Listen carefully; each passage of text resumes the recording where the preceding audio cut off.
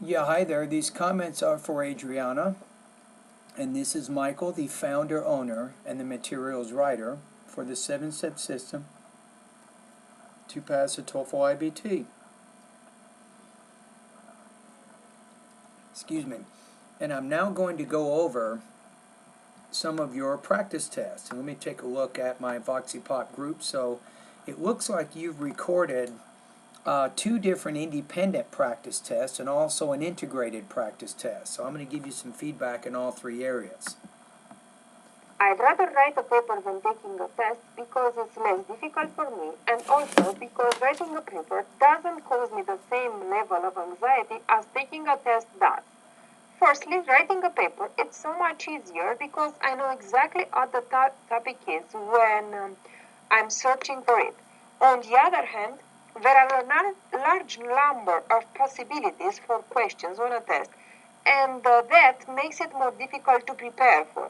Secondly, I don't like to take a test because I get very nervous when I'm doing this, and that can affect my performance. For example, my level of anxiety is way too high when I'm taking a test, which is why I prefer to write a paper instead of taking a test. Wow, you get so much information in there. That was amazing. Okay, let's listen to it one more time. I'm going to break it apart in I'd parts. rather write a paper than taking a test because it's less difficult for me and also because writing a paper doesn't cause me the same level of anxiety as. There. So you definitely have your two key points. A minor problem with the word write. You keep wanting to write, but it's more write a paper. So you don't really have to touch. You're taking your tongue and touching the roof of your mouth when you're producing that sound. And in English, we don't have to do that. Now in Spanish, you would do that, and maybe in your language also. Taking a test does. Firstly, writing a paper it's so much easier because I know exactly what the topic is when I'm searching for it. Now, in the very beginning of the speech, you had a very fluent, extremely fluent, and very good pacing. But from about 16 to 19 seconds, you had a little bit of awkward pausing and hesitations going on. Just a little bit. Nothing major, but just a little bit. On the other hand, there are a large number of possibilities for questions on a test, and that makes it more difficult to prepare for. Good. I like the word on the other hand. That's a good transition word to show the difference of ideas and what you're trying to say. Secondly, I don't like to take a test because I get very nervous when I'm doing this, and that can affect my performance. That was a good example. You get very nervous and it can affect your For performance. example, my level of anxiety is way too high when I'm taking a test, which is why I prefer to write a paper instead of taking a test. Wow. I don't know. I hate to give you a good score. Not that I hate to give you a good score, but I don't want to score too high because I know how difficult the TOEFL is and how difficult the human raters are when they're giving you the score, because I get feedback from many thousands of students and they tell me, but I see no reason why I cannot give you 26 out of 30 on this one. You had very good delivery. You had some minor difficulties with your pronunciation, but there's nothing in the speech that you said that I couldn't understand. You also had very good control of your grammar and your language use, including using some nice transition words to help connect your different ideas together. Your topic development, very strong organization with good supporting details for both of your key points. All right, let's move on. So the next speaking task is, some people like to watch the news or TV or using the computer, and other people prefer to read the news on newspaper. What is the preposition for read news on newspaper or read in a newspaper? I would say you read the news in a newspaper. You don't read the news on a newspaper. So in that case, I would use in, not on. The next question, you said news. You say, does news need an article? So that's kind of a grammar. You're asking me some grammar questions. Questions about prepositions or questions about articles. Articles are like a, and the, right? Well, let's take a look at it. I listen to a news. No, I don't think you can do it. You could say, I listened to the news, but I don't think I would put a. A is with singular count nouns, and I think news, I don't think you can use it as a singular count noun. Now, if you put news before report now, that's different. I could say, I listened to a news report. Right? So you could say a and then news if you have a singular count noun after it. Good question.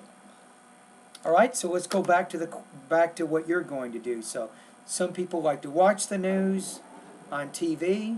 Other people prefer to read the news in a newspaper. It's what you want to say. Okay, here we go. Due to the convenience and accuracy, I'd rather watch the news on television or get it by using the computer than reading in newspapers. First of all, watching news on TV is very convenient. For instance, after a long day of work, I really enjoy watching news on TV, relaxing on my comfortable sofa, and at the same time being informed. Second of all, I prefer to get the news by using my computer or watching television because these two sources are more accurate. On the other hand, the printed news takes so long to be produced that the story could have changed, or more important, could have happened minutes after the newspaper is delivered. Which is why I prefer to get the news watching. According to the lecture, Okay, let's go back and listen to that one in segments. So I'm going to listen to the beginning, then I'm going to break your body into two parts, and then look at what you did at the end. due to the convenience and accuracy, I'd rather watch the There's something in there, though. You're having some trouble here. This syllable, I think you were trying to say curiosity. and accuracy. I'd rather watch the news on television or get it by using the computer. Now we're having some intelligibility problems. So we're 7 seconds into this speech. I'm already having trouble with two different words. I'm not sure what you're saying. Let me go back again one more time. Convenience and accuracy. I'd rather. So is it curiosity? So I think you're wanting to say curiosity. So curiosity, that's a 5-syllable word. Remember, when you stress the stressed syllable, you have to make it clearer, longer, louder, and also higher pitch. Those are really the 4 characteristics of word stress that you kind of have to work on. So there's some trouble there. And there's something else. Watch the news on television or get it by using the. Or get it, I think you're saying. Or get it. Computer. Then. Get it maybe by computer, you might want to say. Watch the news on television or get it by using the computer. No, it's okay. You said get it by using. That's fine. Than reading in newspapers. First of all, watching news on TV, it's very convenient. For instance, after a long day of work. And with instance, it's for not e. For instance, not for instance, for instance. But that's a very small thing, but you're struggling a little bit with that. The beat, bit, those two vowel sounds, you're still having difficulty with. I really enjoy watching. Say, I really enjoy. News on TV, relaxing on my comfortable sofa, and at the same time being informed. So relaxing on my computer sofa and at the same time being informed. Wow, that's good grammar. Nice. Second of all, I prefer to get the news by using my computer or watching television because these two sources are more accurate. Now, how does that relate to the beginning, right? I'm not sure what you said in the beginning. I thought you might have said curiosity, but now you're talking about accuracy, being more accurate. So I'm still struggling a little bit with what you did in the beginning because of the intelligibility problems with the one word, and then I'm listening to this second point. I'm not exactly sure what you're saying here. On the other hand, the printed news takes so long to be produced that the story could have changed, or more important, could have happened minutes after the newspaper is delivered. Okay, that makes sense. So you're saying that if you get the news by computer or by television, you can get things happening as they happen. If you read it in a newspaper, it could be delayed. The news could be delayed by 1 or 2 days. So do you want to get the news immediately? Do you want to know exactly what's happening right now? And maybe the television or the computer will be better in that case. If you don't mind a delay in the news, then maybe you can use newspapers. Which is why I prefer to get the news watching according to the... Now you can probably guess you're making me work too hard on this one. So I don't think you're going to score. You might score in the 3 range, but I'm going to put you at 22 points, 2.83 out of 4 on this one. You are making me work too hard. There were some words in there. I wasn't exactly sure what they are. I had to listen to the speech a few times to make sure I got the sense of what you're saying. I'm still not exactly sure what you were saying in certain parts of the speech. So that's some delivery problems. I think that your topic development was actually pretty strong, but I'm not exactly sure how the second part of your speech connects to your topic or the beginning part of your speech. I'm not exactly sure what that connection is. So for 2 reasons, some possible problems with connections or connecting the ideas, and some delivery problems, I scored you at 2.83 or 22 points out of 30. All right, let's go to your last one. Now this one is different. We're now getting into what's called the integrated practice test.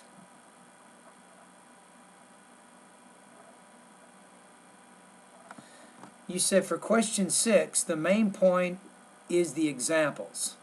So I have to talk more about the example, not the definition of the idea, which is discussed, no? Because most of the time they have some examples about something, right? The main thing for the TOEFL, and remember that some of my integrated writing tasks are actually a little more difficult and not nearly as organized as the TOEFL IBT writing would be. And I'm concentrating on helping you develop, academic English proficiency.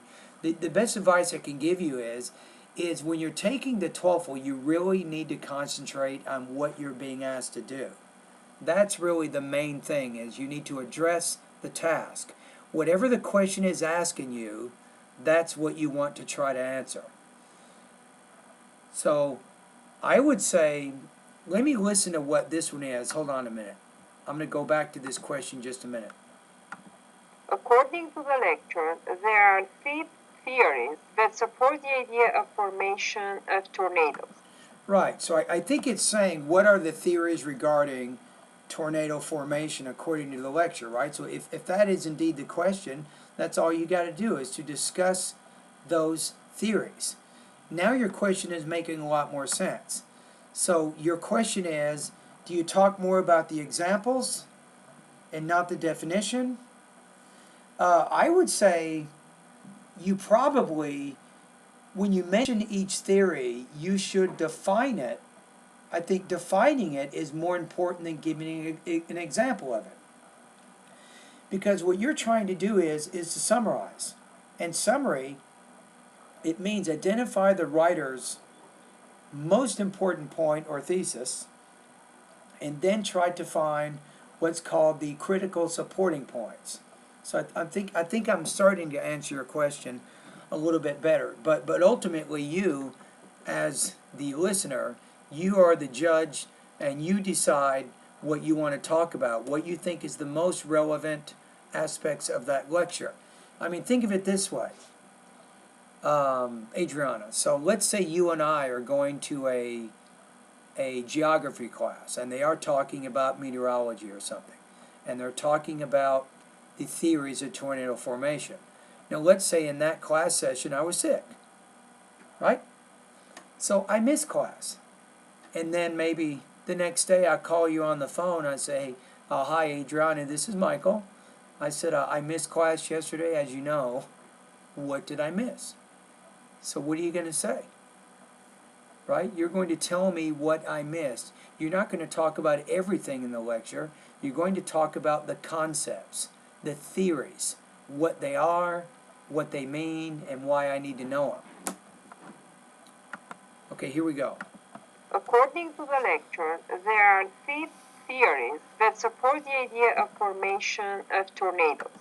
Better on the TH. I like that. You're thinking about it a little bit. I could tell you said theories. You thought about the tongue being between your teeth.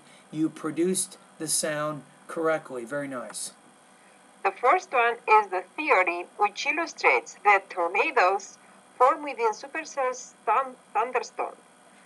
They form due to the increase of vertical wind shear, and they are the most destructive tornadoes. Nice. Good so far. You explain it. You define it. The second theory is called bottom down.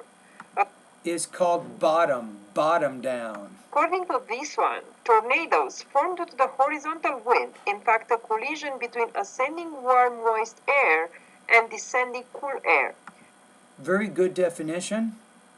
Very nice. Because this mass of air, say this mass of air. Listen to how you said that. Let's go back.